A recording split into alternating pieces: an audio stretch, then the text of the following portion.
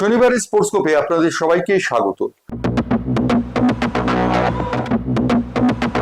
শনিবারের স্পোর্টস্কোপটি যখন আপনার কাছে পেশ করছি, সেই মুহূর্তে ভারতীয় ক্রিকেটে ইন্দ্রপতনের ঘটনা ঘটে গেছে।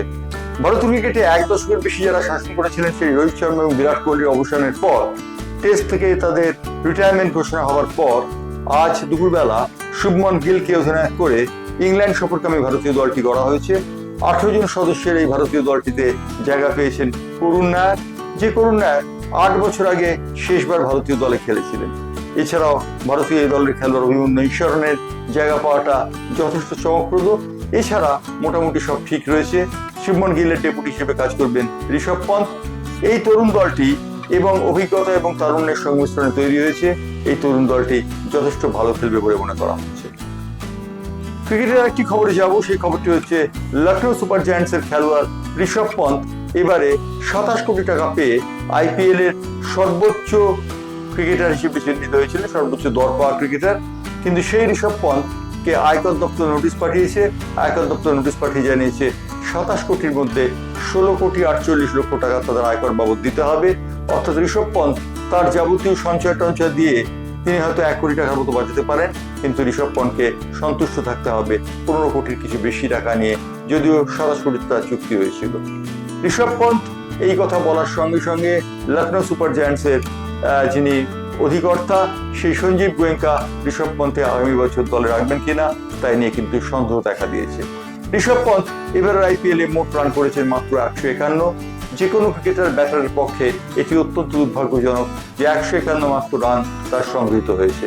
সুতরাং তিনি যে খেলবেন না সে বিষয়ে বলাই বাহুল্য।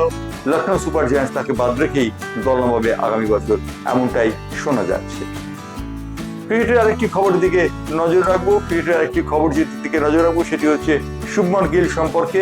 শুভমন গিল মাত্র 26 বছর বয়সী ভারতীয় দলের নেতৃত্বের দায়িত্ব নিলেন।